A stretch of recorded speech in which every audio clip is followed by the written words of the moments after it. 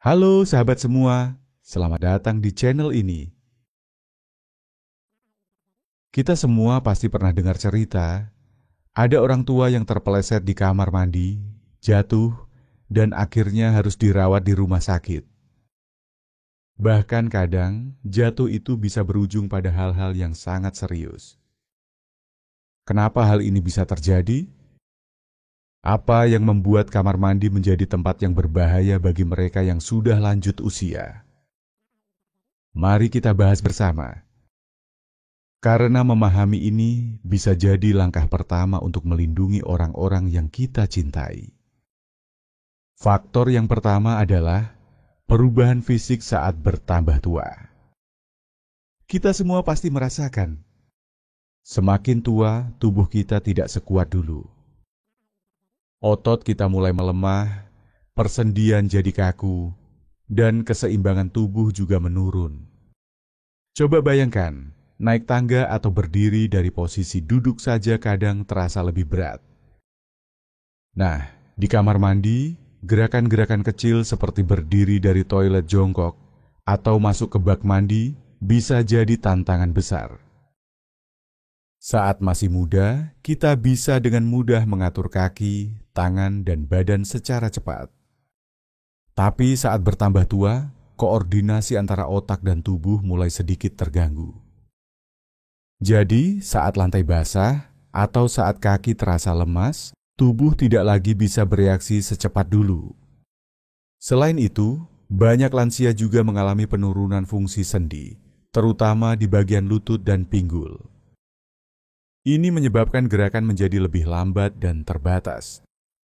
Dan di ruang sempit seperti kamar mandi, gerakan yang terbatas bisa meningkatkan risiko jatuh. Menurut data WHO, 1 dari 3 orang berusia di atas 65 tahun pernah mengalami jatuh setidaknya sekali dalam setahun. Dan salah satu lokasi paling umum adalah kamar mandi. Jadi ini bukan soal ceroboh atau tidak hati-hati. Ini soal perubahan fisik yang alami, tapi butuh antisipasi ekstra. Faktor yang kedua adalah masalah penglihatan dan refleks. Selain otot, penglihatan juga mulai berubah. Mata kita tidak sejernih dulu. Kadang, lantai basah terlihat biasa saja. Atau gagang pegangan terlihat jelas, padahal sudah longgar. Belum lagi refleks tubuh yang melambat. Kalau dulu, kita masih bisa cepat menahan badan kalau terpeleset. Sekarang reaksi itu butuh waktu lebih lama. Sebagai contoh, bayangkan seseorang yang baru bangun tidur. Matanya belum fokus sepenuhnya, tubuh masih terasa kaku, dan langkahnya belum stabil. Lalu dia langsung menuju kamar mandi tanpa lampu menyala sepenuhnya. Di situ, risiko tergelincir atau tersandung menjadi sangat tinggi. Ada juga lansia yang menggunakan kacamata bifokal atau progresif. Jenis kacamata ini memang membantu melihat dekat dan jauh, tapi bisa menyulitkan saat menuruni tangga atau melihat permukaan yang tidak rata, seperti ambang bak mandi atau ubin yang tergenang air. Mata mungkin masih kuat melihat, tapi otak butuh waktu lebih lama untuk bereaksi.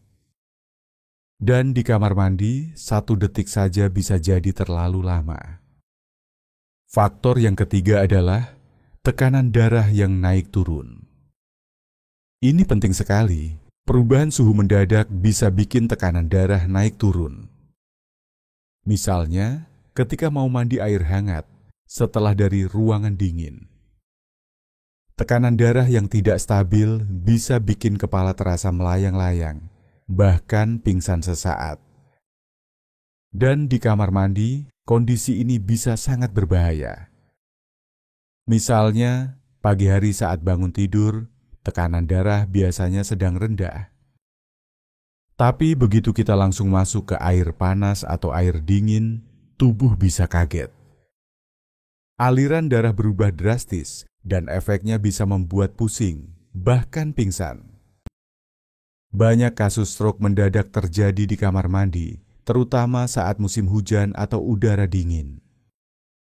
Hal ini disebabkan oleh vasokonstriksi, yaitu penyempitan pembuluh darah karena suhu dingin, yang bisa memicu tekanan darah melonjak.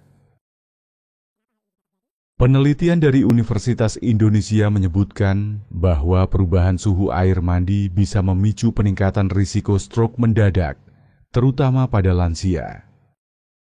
Jadi, jangan anggap remeh cara kita mandi. Suhu air, durasi, bahkan urutan aktivitas sebelum mandi, semua bisa berpengaruh besar. Faktor yang keempat adalah lingkungan kamar mandi yang tidak ramah lansia. Sayangnya, banyak kamar mandi di rumah kita belum ramah lansia. Lantai licin, tidak ada pegangan, toilet jongkok, bak mandi tinggi, lampu redup. Semua ini jadi penghalang keamanan. Padahal, dengan sedikit modifikasi, risiko jatuh bisa diminimalisir.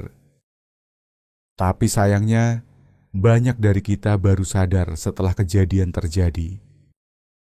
Contohnya, lantai kamar mandi yang licin. Banyak lansia masih menggunakan keramik glossy atau ubin licin. Padahal, jika terkena air sabun atau sisa air mandi, lantai jenis ini sangat berbahaya. Lalu, toilet jongkok. Meskipun populer di Indonesia, toilet jongkok butuh keseimbangan dan tenaga ekstra untuk naik dan turun. Bagi lansia yang sudah melemah, ini bisa jadi sumber risiko besar. Belum lagi bak mandi yang tinggi. Untuk masuk dan keluar dari bak mandi, dibutuhkan gerakan mengangkat kaki cukup tinggi. Ini bisa menyebabkan keseleo, tersandung, atau bahkan patah tulang jika terjatuh. Mencegah lebih baik daripada mengobati, tapi persiapan lebih baik daripada penyesalan. Kita semua ingin orang tua kita aman. Maka mari kita lihat bagaimana caranya. Faktor yang kelima adalah obat-obatan dan efek sampingnya. Tidak hanya kondisi fisik, obat-obatan yang dikonsumsi oleh lansia juga bisa meningkatkan risiko jatuh. Misalnya, obat penurun tekanan darah tinggi, antihipertensi, obat tidur, obat antidepresi, atau obat pengencer darah. Semua ini punya efek samping seperti pusing, mual, atau hilang keseimbangan. Beberapa lansia juga minum obat di pagi hari sebelum sarapan. Ini bisa menyebabkan gula darah turun, dan akibatnya tubuh terasa lemas dan gemetar. Sayangnya, banyak dari kita tidak menyadari hubungan antara obat dan risiko jatuh. Padahal, efek samping obat ini bisa sangat signifikan, terutama jika dikombinasikan dengan kondisi lingkungan yang tidak aman. Oleh karena itu, selalu penting untuk membaca informasi obat, berkonsultasi dengan dokter, dan mengatur waktu minum obat agar tidak langsung diikuti dengan aktivitas yang berisiko. Faktor yang keenam adalah kurangnya dampingan keluarga. Kita sebagai anak atau keluarga seringkali meremehkan betapa pentingnya dampingan saat orang tua mandi atau buang air kecil di malam hari. Ada lansia yang tetap ingin mandiri, dan itu bagus. Tapi kemandirian harus dibarengi dengan perlindungan dan pengawasan ringan. Sayangnya, banyak dari kita yang terlalu percaya bahwa orang tua masih kuat dan masih bisa sendiri. Padahal, satu kali saja kehilangan keseimbangan bisa berdampak sangat serius. Kita bisa mulai dengan cara-cara sederhana, seperti memastikan lampu kamar mandi menyala terang, menyediakan sandal anti-slip, menempatkan kursi atau pegangan di dalam kamar mandi, menemani saat mandi, terutama di pagi atau malam hari. Dengan begitu, risiko jatuh bisa diminimalkan. Gejala awal yang harus diwaspadai. Sebelum jatuh terjadi, biasanya tubuh memberikan sinyal. Sayangnya, banyak dari kita yang tidak menyadari tanda-tanda ini. Beberapa gejala awal yang sering dialami oleh lansia sebelum jatuh, antara lain, merasa pusing atau kepala ringan saat berdiri dari duduk atau bangun tidur. Sering kesemutan di kaki atau tangan. Lemas dan gemetar meski baru saja istirahat. Susah menjaga keseimbangan saat berjalan. Mengalami penglihatan kabur secara tiba-tiba. Merasa mual atau jantung berdebar setelah aktivitas ringan. Jika orang tua kita menunjukkan salah satu atau lebih dari gejala ini, jangan anggap remeh. Itu bisa menjadi tanda bahwa ada sesuatu yang sedang terjadi pada tubuh mereka. Dan jika gejala ini muncul saat mereka sedang berada di kamar mandi, risikonya jauh lebih besar. Banyak kasus jatuh di kamar mandi ternyata didahului oleh gejala yang sudah muncul beberapa jam sebelumnya. Tapi karena tidak diperhatikan, akhirnya kecelakaan pun terjadi. Oleh karena itu, mari kita waspadai tanda-tandanya sejak dini. Salah satu cara paling efektif untuk mencegah jatuh di kamar mandi adalah dengan merancang ulang kamar mandi agar lebih aman dan nyaman bagi lansia. Berikut beberapa modifikasi yang bisa dilakukan. 1. Lantai anti licin. Ganti keramik licin atau glossy dengan lantai bertekstur anti-slip. Bisa menggunakan ubin anti-slip atau vinil khusus lansia. 2. Pegangan tangan atau grab bar. Pasang pegangan tangan di dekat toilet dan bak mandi.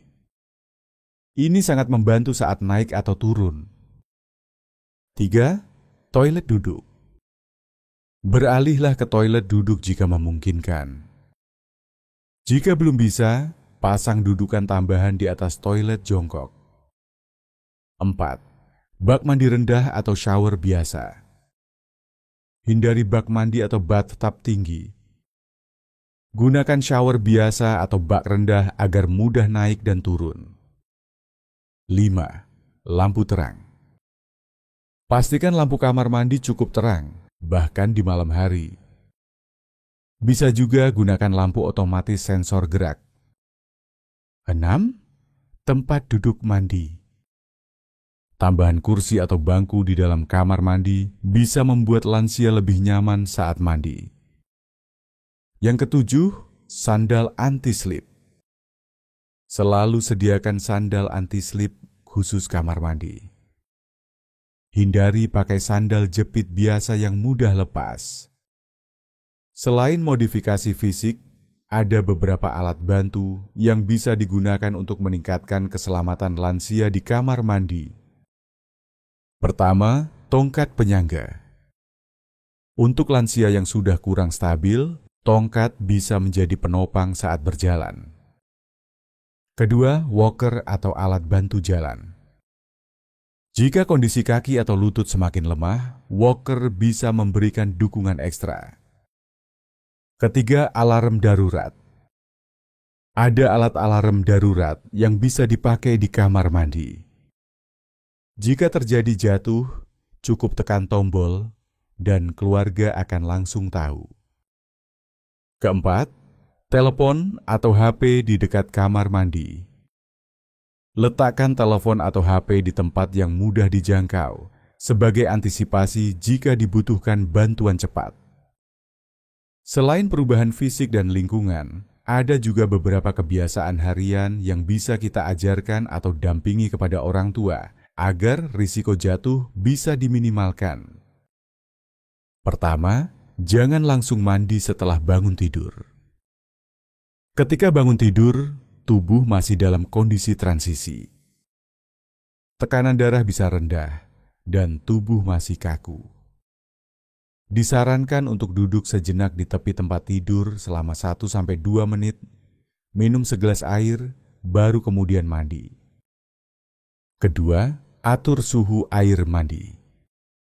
Gunakan air hangat yang stabil suhunya. Hindari perubahan suhu mendadak dari dingin ke panas atau sebaliknya. Ketiga, hindari mandi sendirian saat malam hari. Jika memungkinkan, temani orang tua saat mandi di malam hari, atau pastikan dia benar-benar siap dan tidak merasa lemas. Keempat, minum air putih sebelum mandi. Minum segelas air putih sebelum mandi bisa mencegah dehidrasi ringan dan menjaga tekanan darah tetap stabil. Kelima, olahraga ringan setiap hari. Latihan peregangan, senam lansia, atau jalan kaki ringan bisa menjaga keseimbangan tubuh dan kekuatan otot. Kita sebagai anak atau keluarga punya peran penting dalam menjaga keamanan orang tua di rumah. Beberapa tips yang bisa kita terapkan. Pertama, perhatikan perubahan perilaku. Jika orang tua tiba-tiba lebih pendiam, jarang keluar kamar, atau enggan melakukan aktivitas seperti biasa, mungkin ada sesuatu yang sedang terjadi. Kedua, bicarakan soal keamanan dengan lembut. Alih-alih memerintah, bicaralah dengan penuh empati. Contohnya, "Mama, saya ingin kamar mandi Mama lebih nyaman. Boleh saya bantu pasang pegangan ya?" Ketiga, lakukan evaluasi berkala. Periksa secara berkala kondisi kamar mandi, obat-obatan, dan kesehatan umum orang tua. Keempat, libatkan seluruh anggota keluarga. Agar tidak melelahkan satu orang saja, bagilah tugas dalam mendampingi orang tua. Kelima, siapkan rencana darurat. Punya nomor darurat, lokasi HP yang mudah dijangkau, dan rencana evakuasi jika terjadi sesuatu. Melindungi orang tua bukan hanya soal uang atau fasilitas. Tapi lebih dari itu, ini soal perhatian, kesadaran, dan kepedulian kita sebagai keluarga. Kamar mandi mungkin tampak kecil, tapi di sanalah banyak risiko tersembunyi. Dengan sedikit persiapan, kita bisa mencegah kecelakaan yang tidak diinginkan. Mari bersama kita jaga kesehatan dan keamanan orang tua kita. Karena mereka yang dulu menjaga kita tanpa henti, kini giliran kita untuk melindungi mereka. Semoga informasi ini bermanfaat. Dan sampai jumpa di video berikutnya.